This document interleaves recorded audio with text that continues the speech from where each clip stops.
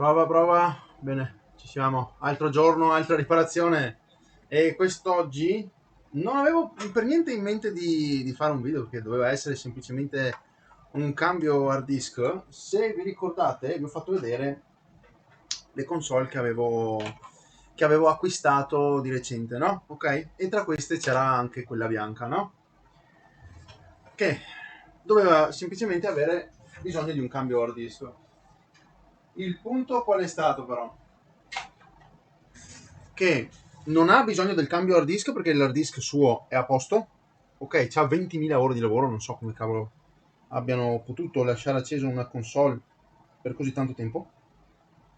Però l'hard disk è ancora in buono stato, no? Quindi meglio così.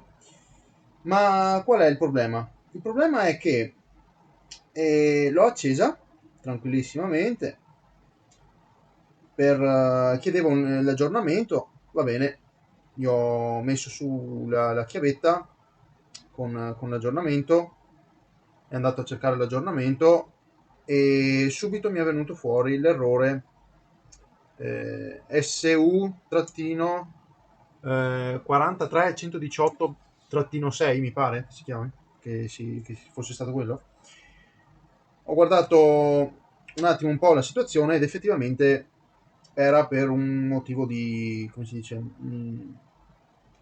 il cavetto del lettore Blu-ray, il cavo flat, questo qui, che era posizionato malissimo, infatti è anche danneggiato, ma per restare resta, cioè rimane lì, una volta che è fermo lì non ha problemi. Ho messo a posto il cavetto e poi di punto in bianco morta. Non si è più accesa. Ho detto, come mai? Ho detto, prima funzionava, adesso non funziona più solo perché ho messo a posto il cavetto? Mi pare strano. Ho detto, magari c'è un cortocircuito sulla scheda del lettore che impedisce di avviare la console. Ho staccato il cavetto, ma la console rimaneva morta. Fantastico, ho detto, fantastico. E allora, ecco, siamo qui perché ho tolto la scheda e adesso vi faccio vedere. Adesso vi faccio vedere perché questa console non si accende più. Aspettate un attimino, mi sono pastrocchiato le mani di pasta termica e sembra avessero fatto un cambio di pasta termica e boh, comunque puliamo qua tutto questo eccesso così posso lavorare in maniera più pulita.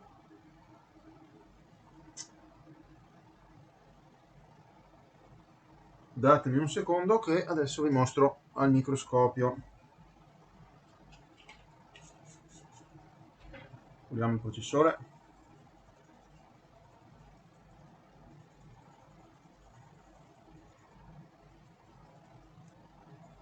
Quindi la riparazione, più che altro non è che la riparazione, il problema si è intensificato e finalmente si è mostrato. Quello che doveva essere un semplicissimo lavoretto di ripristino adesso si è trasformato in un incubo, beh, facilmente risolvibile perché si vede, è evidente. Adesso vi faccio vedere. Intanto c'è qui la batteria che è messa male, è sporgente verso l'alto, quindi non è neanche stata inserita ed è addirittura, ecco, non gli hanno neanche tolto l'adesivo di sicurezza e in più mi pare che la batteria si è gonfia, quindi tecnicamente non ha neanche voltaggio oppure ne ha poco, non lo so. Andiamo a vedere. No, infatti la batteria è scoppiata. Va bene, ok, quindi la butto via, ne metterò su un'altra. Ok, cosa facciamo con queste console allora? Andiamo al microscopio. Mancavano anche i pad termici, anche qua manca un pad termico, da quest'altra parte non ce n'era neanche uno, quindi vabbè, ok, dovremmo rifare anche quelli. Microscopio, Allora, vediamo un po'. Ci siamo? Sembra di sì. Sì, ci siamo.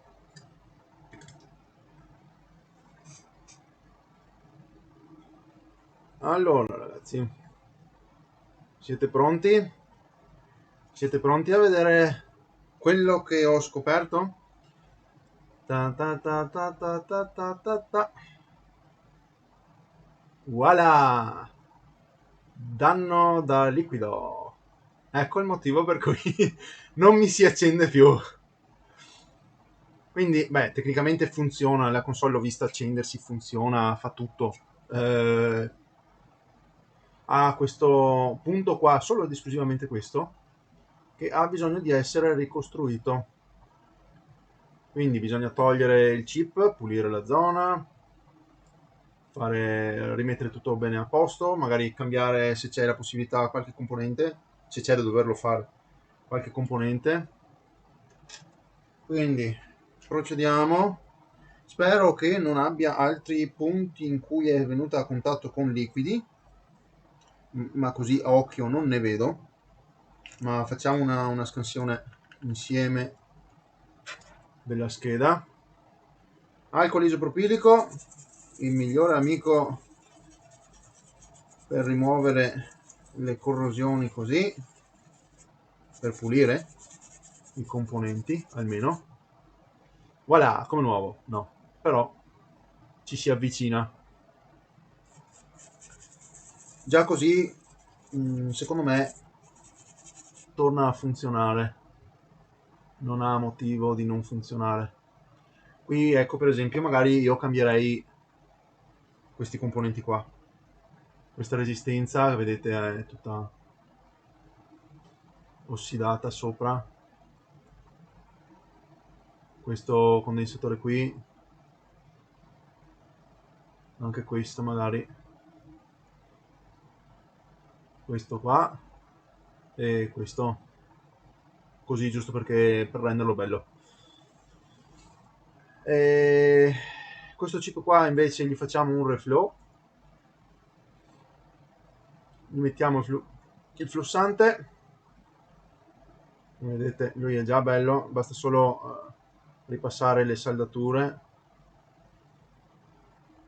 Mettiamo il flussante, come ho detto prima, gli diamo una bella scaldata. Il flussante è un perfetto anticorrosivo, toglie la corrosione praticamente, tutto quello che potrebbe essere corrosione, ossidazione, corrosione, eccetera. Una volta arrivato a una certa temperatura, il flussante si attiva e diventa un composto anticorrosivo, quindi va a mangiare tutta la corrosione, il verde si vede in giro sulle schede, eccetera. Quindi è perfetto per questo lavoro. Non mi preoccupa più di tanto questi aloni qua, è perché il liquido è andato al di sotto, tecnicamente il liquido è andato al di sotto della maschera verde che ha la scheda, ok?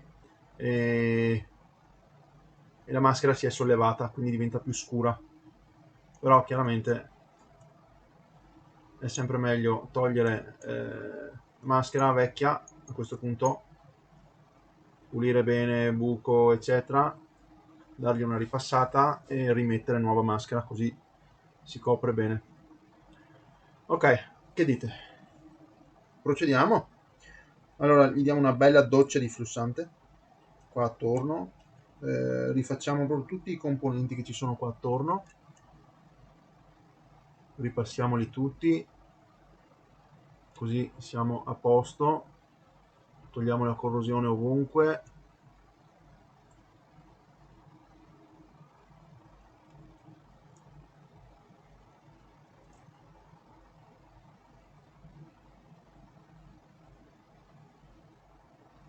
Perché qualsiasi particella di ossido che c'è in giro può causare ancora problemi.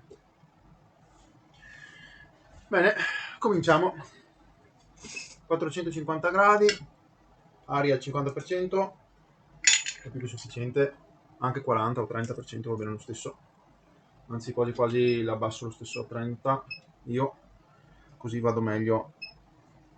Adesso, siccome qui c'è il connettore e c'è anche quest'altro connettore, li copro per evitare problemi, quindi sono molto vicino, sono parecchio vicino a questi connettori, quindi li copro con della carta stagnola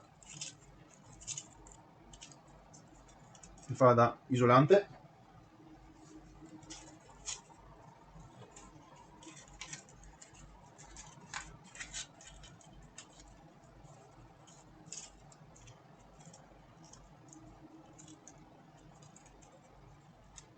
Perfetto, ora è tutto coperto, così ho la zona in sicurezza e non vado a sciogliere i connettori. Bene, cominciamo.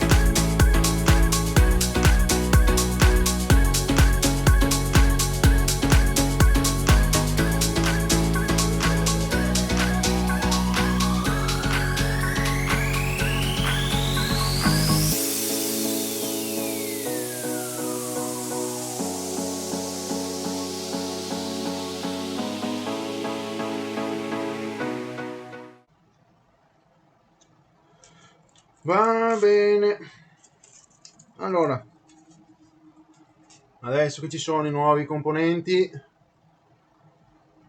andiamo a pulire, lasciamo un attimino raffreddare.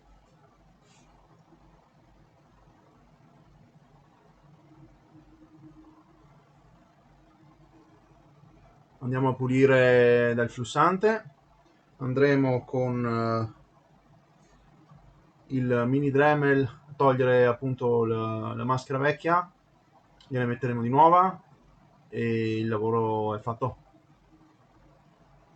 Quindi poi andiamo a chiudere la console e testarla.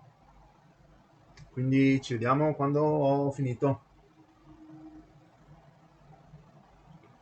Ecco qua, molto meglio direi. Cosa ne dite?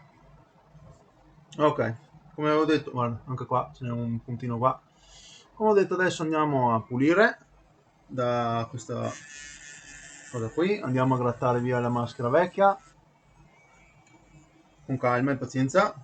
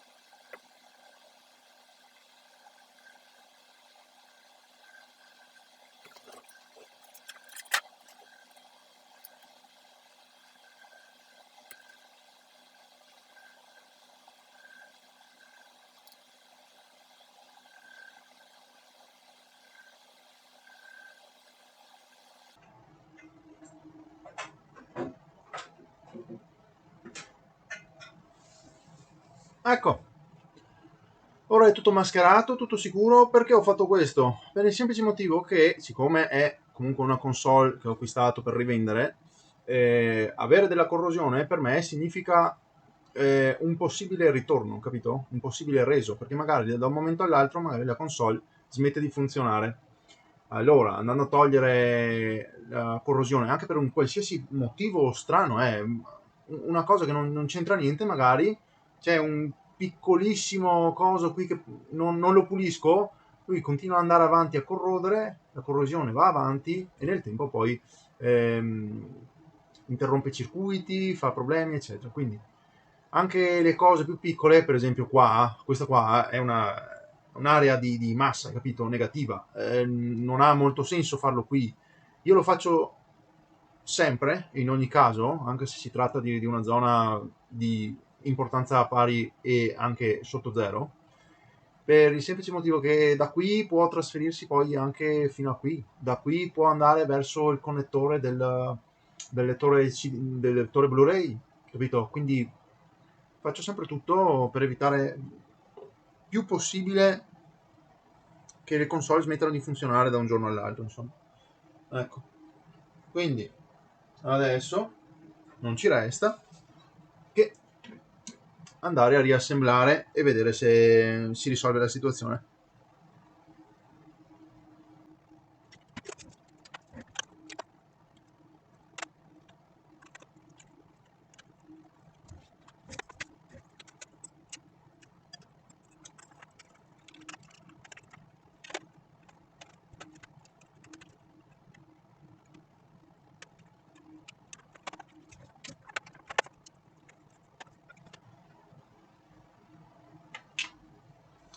Va bene ragazzi, cosa ne pensate? Partirà? Secondo me sì, prima partiva. Non ha motivo di non partire. Allora, vediamo se il lettore... Oh sì, prima non suonava. Vabbè, è una cosa che chiaramente voi non avete visto. Perché ho cominciato il video dopo. Questo non suonava, adesso suona e vuol dire che c'è corrente. E 3, 2, 1, voilà. Luci blu e la console torna a funzionare. Quindi ottimo. Io adesso devo ancora installargli il firmware necessario, farò le mie cose, chiaramente non vi lascio qua senza, senza vedere nulla di interessante. Quindi il video lo termino qui, spero vi sia stato di vostro gradimento. Io mi sono anche divertito, era una cosa completamente inaspettata e un po' ci ho preso paura, un po' ci ho preso paura. Adesso ha smesso perché non si era spenta correttamente. Comunque, eh, una cosa completamente inaspettata, di punto in bianco mi muore la console, così ho detto, cavolo, doveva funzionare tutto egregiamente, poi mi sono ritrovato con un danno da liquido che ha corroso un po' di cose sulla scheda. Va bene, mettete like se vi è piaciuto il video, iscrivetevi se vi è piaciuto il video, e se avete bisogno di riparazioni come al solito io sono qui a disposizione, potete venirmi a trovare sotto andando a vedervi il link in descrizione e noi ci vediamo in un prossimo video. Ciao ragazzi.